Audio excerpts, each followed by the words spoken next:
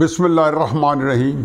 अस्सलाम वालेकुम नाज़रीन। हैरान हूँ कि दिल को रोऊं या पीटूं जिगर को मैं। कल जब मैंने वीलॉग किया था तो हकीकत है कि मेरे वहम गुमा में नहीं था कि वीलॉग करने के बाद जो पूरी रात होगी वो मेरी प्यारे वतन, मेरा अजीज़ पाकिस्तान, उसके ऊपर क़यामत बन के टूटेगी। ये क्या हो गया है? क्या कर दिया हमने? मैं वो बदकिस्मत पाकिस्तानी हूँ कि जो 16 दिसंबर 1971 को 18 साल का था और मैंने देखा नहीं, बाकामी होशो हवास पूरे शऊर के साथ मेरे ऊपर बीत गया। वो मेरी ज़िंदगी का जो धारा है वो तब्दील कर दिया।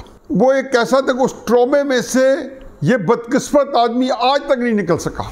मेरी दूसरी बदकिस्मती कि मेरे नाजरीन, आप इस बात की गवाही देंगे, ये कितनी दफ़ा ये बात कह चुका था कि 1971 जो है अपने आप को रिपीट करके रहेगा। जो कुछ हमारे चाल चलन पिछले 6-7 साल से थे, मुझे आपकी गवाही चाहिए। फ़ायदा कोई नहीं है। एक इतनी आसूदी है कि मेरे अल्लाह, कि मैं कितना वार्न करता रहा हूँ कि मुल्क किधर जा रहा है, लेकिन मुझे क्या पता था कि जिन लोगों को हमने रहबर बनाया था वो इस मुल्क में राज़न थे। जिसको हमने मुल्क की पासबान बनाया था, जनरल बाजवा, वो एक प्लांटेड आदमी था।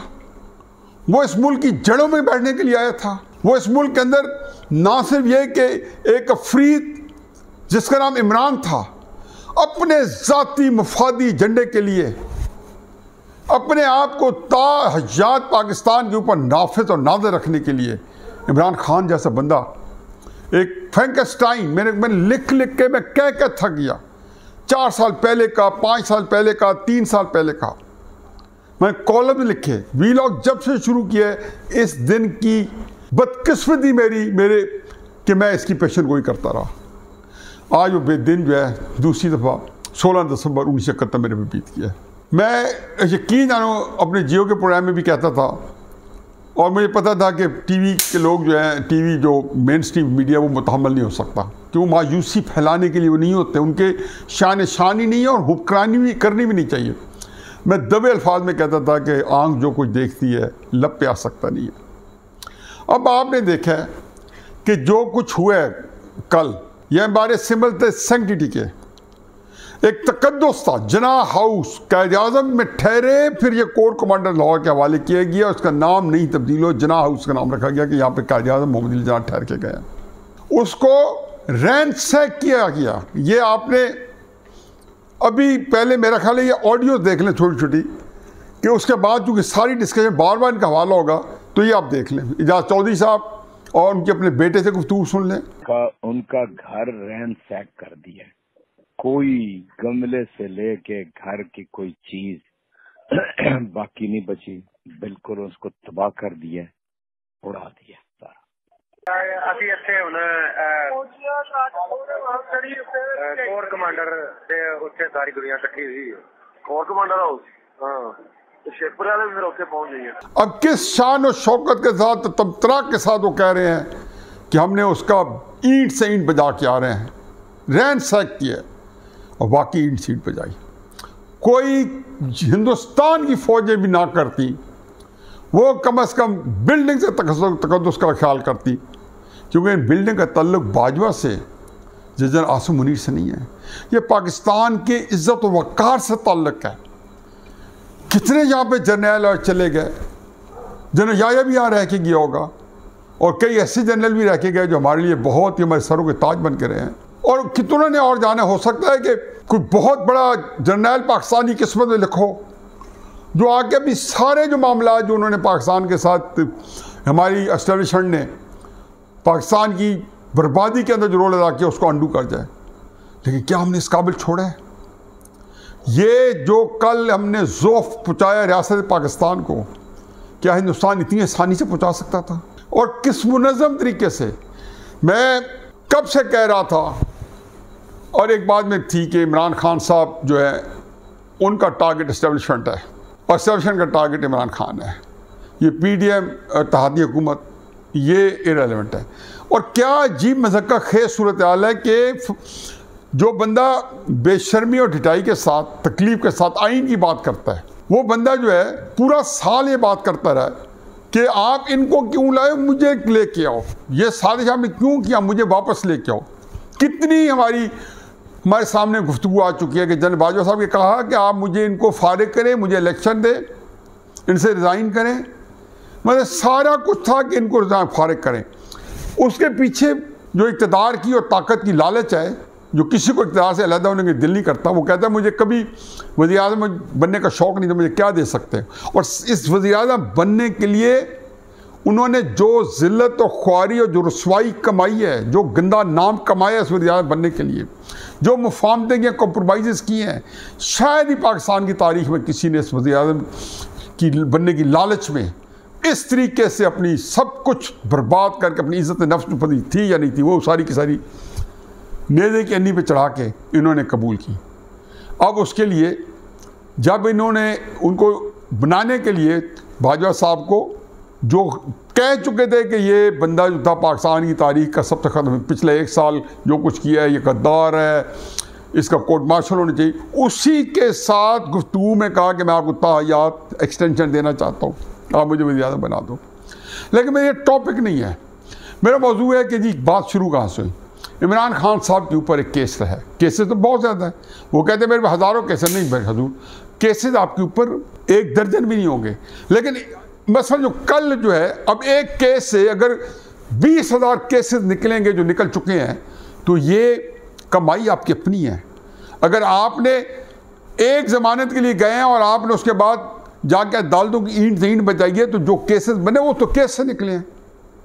आपने अगर एक केस से बचने के लिए एक जज की तौहीन की है, जलसे में खड़े होकर तौहीन की है, तो केस तो वो एक अलग उसे ये निकला है। तो इमरान खान साहब, ये बिल्कुल सही है कि आपने एक पूरा कल्ट बना के उनको बेवकूफ़ बना के और उनसे हर बात आप अपनी बनवा रहे हो, अपने हर झूठ से जो है उसको वो आपने उनके अंदर जो है आपने एक सच के तौर पे आपने आप किया हुआ है। लेकिन ये जो केसेस थे आपके खिलाफ, वो था क्या?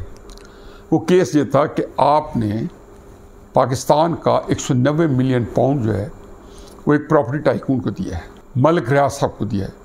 कितने दफ़ा मैंने इसकी मुख्तलिफ मिसालें दी हैं। मैंने PTI वालों को कहा है कि यही काम अगर नवाज शरीफ करता और यही काम अलकादर ट्रस्ट नवाज शरीफ और कलसूम नवाज साहबा बनाती, TV पे कहा, अपने प्रोग्राम में कहा, तो मैंने कहा इमरान खान साहब नवाज शरीफ साहब के बारे में क्या कहते हैं।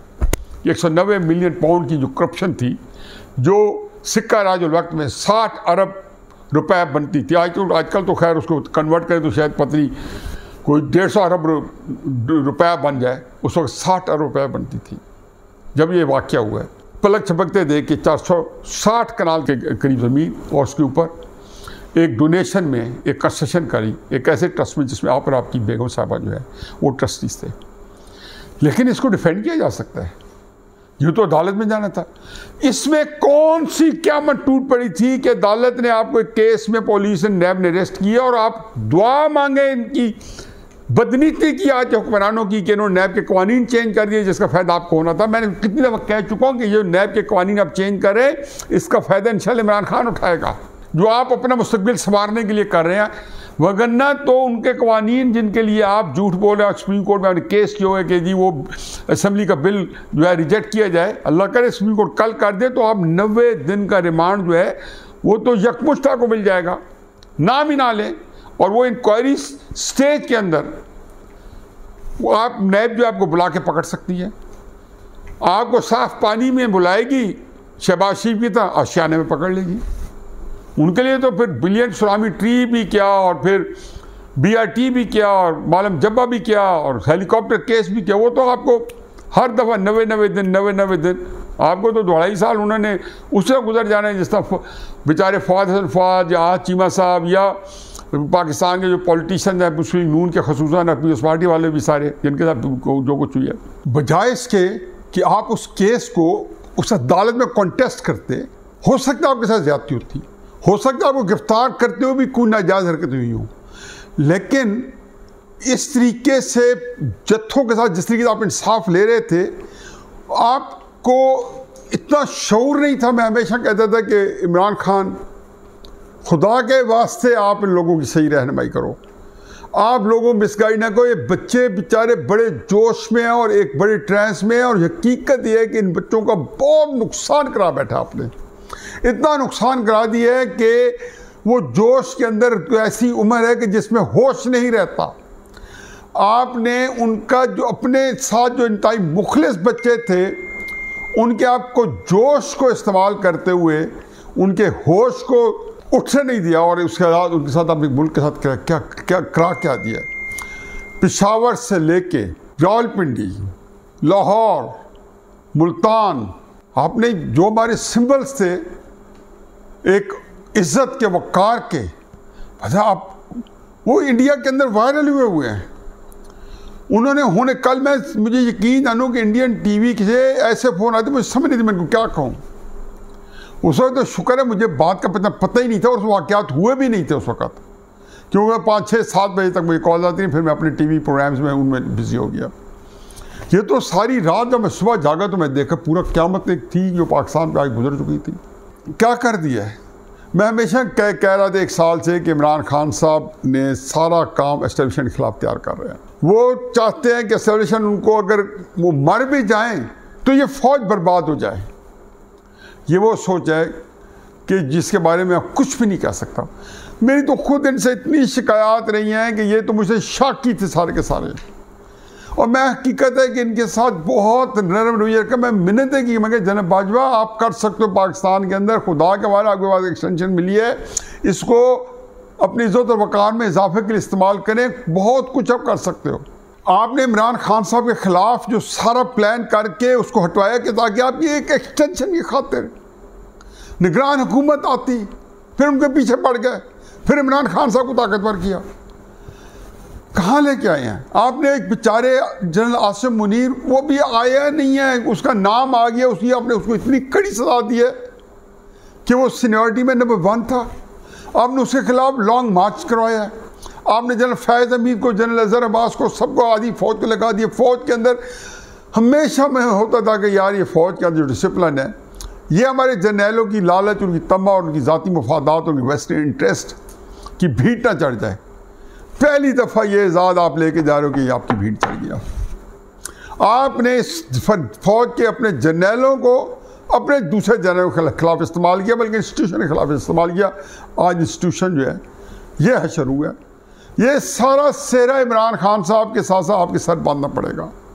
इसके अंदर जितने शरीक जुर्म थे, जनाब बाजवा साहब, आप इस जराइम पेशा टीम जिसके अंदर इमरान खान का सबसे अहम रोल था, जिसके अंदर साकिब निसार साहब, आसिफ खोसा साहब और आज के बहुत सारे जजेस शामिल हैं, इसके कप्तान आप थे इस टीम के। आज हम कहाँ खड़े हैं? क्या आपका ख्याल है कि इसके बाद पाकिस्तान आगे निकलने के काबिल है? ये खुशफहमी है। मैं कितनी दफ़ा ये बात माजी में बता चुका हूँ कि मेरा कारोबार, मैं कारोबार के अंदर करोड़ों रुपए की बैंक्रप्सी फाइल हो गई, मेरी इंडस्ट्री बैठ गई।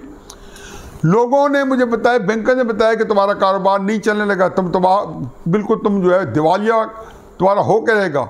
मैं अपने आप को तसल्ली देता था, मेरे पास चॉइस नहीं होती थी। वही कैफियत है कि सब कुछ पाकिस्तान का जो कुछ बाजा बजना था हो चुका है और हमें तसल्ली दे रहे हैं। ये कैसे हम इससे निकलेंगे? ये जो कुछ कल हो चुका है, इसका कोई है हल है? मुझे एक ही उम्मीद है कि ये अल्लाह का बंदा है, ये हाफिज़ कुरान है। पाकिस्तान की जो फ़ौज है, बहरहाल अल्लाह ताला को पता है कि ये इसके अंदर एक इसकी हमारी नज़रियाती सैंक्टिटी इस फ़ौज के साथ वाबस्ता है। शायद अल्लाह ताला जो है चंद लोगों की जो गंदे करतूनों की वजह से ये दायरा जो है, ये अल्लाह ताला इसको महफूज रखे। ये दायरा कल इधर 16 दिसंबर के बाद उसी तरह हो गया, उसी तरह बेइज्जत हो गया, उसी तरीके से ह्यूमिलिएट हो गया जिस तरीके से 16 दिसंबर 1971 को पाकिस्तान टूटने पे हुआ था। वो तो हिंदुस्तान ने किया था, हमारे में हथियार डलवाए थे, ये अपने लोग पड़ गए उनके सामने। आज ISPR की एक प्रेस रिलीज आई है, मैं वो प्रेस रिलीज पढ़ता हूँ। रावलपिंडी 10 मई 2023, 4 मई का दिन एक शाहबाब की तरह याद रखा जाएगा, यकीनन याद रखा जाएगा।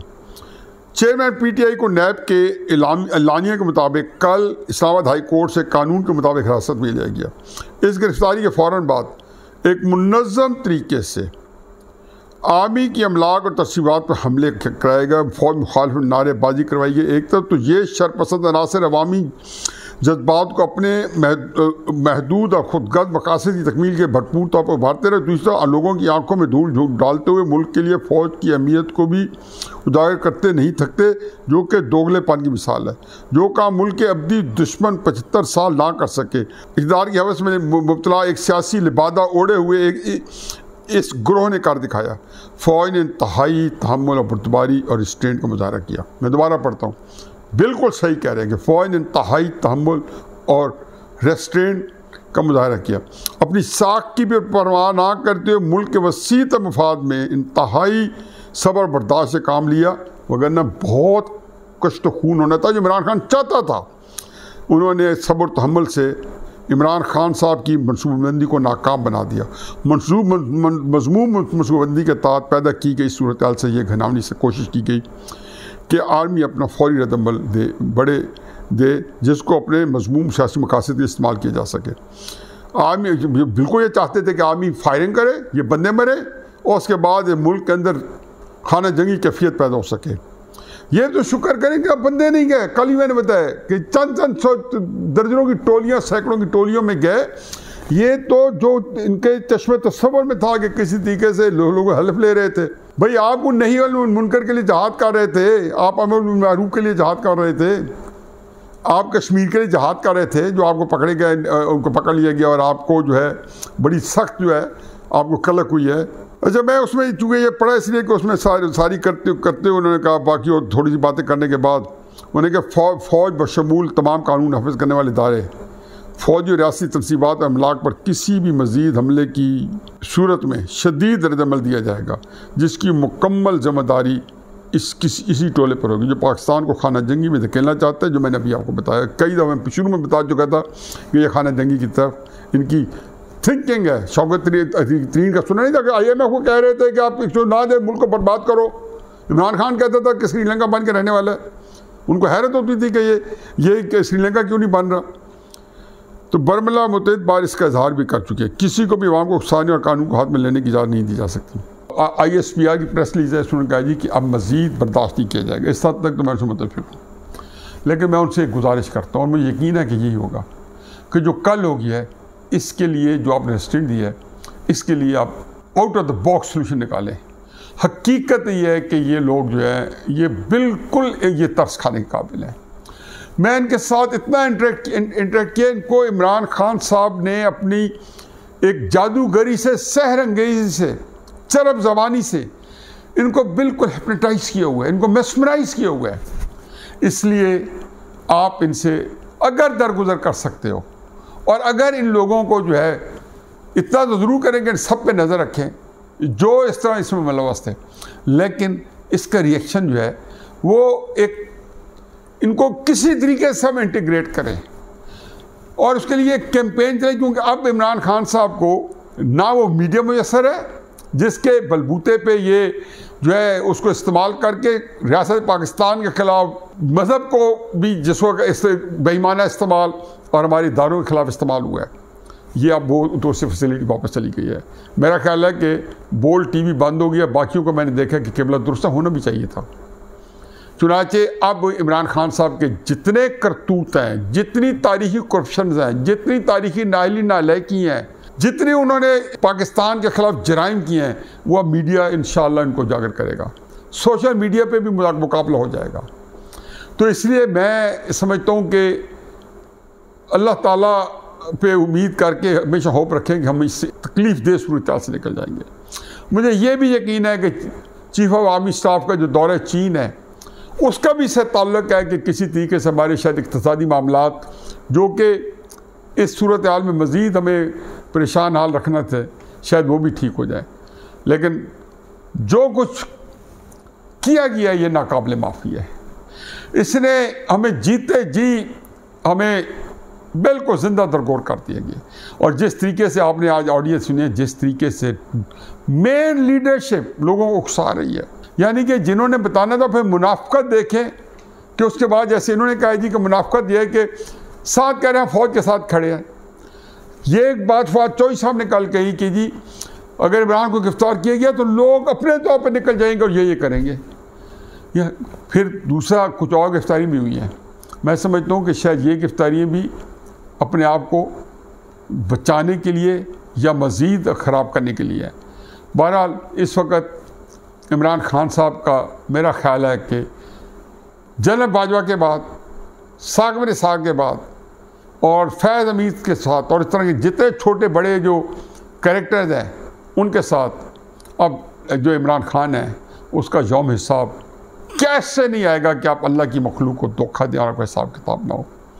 कितनी दफ़ा हदीस मुबारक सुनाइए, फिर सुना देता हूँ कि अल्लाह ताला उस वक़्त तक किसी शख्स को मौत नहीं देगा जब तक उसका अंदर और बाहर जो है लोगों के सामने आश्कार ना कर दे। और वो बंदा जो कि कौम की क़यादत करने का दावेदार हो, उसके बारे में अंदर का ना पता चले कैसे मुमकिन था। ये रसूल सल्लल्लाहु अलैहि वसल्लम की बहुत ही मजबूत हदीस मुबारक सल्लल्लाहु अलैहि वसल्लम। और मुझे उम्मीद है कि इससे शायद हमारे मुस्लिम आसूदगी हो, लेकिन क्या करें, इस वक्त तो समझ नहीं आती कि इस वक्त रहबर हमारा कौन है और हमारा रहसन कौन है। अल्लाह ताला तू ही रहम कर इस मुमलकत पे। जब यही मैं रोता था तो सारे लोग कहते थे कि आप एक डूम्सडे प्रॉफिट बने हुए, मायूसी फैला रहे हो। मेरी बदकिस्मती कि जो मेरी आँख जो कुछ देखती थी, जो मेरे लब पे नहीं आ सकता था, वो आज सामने आ गया।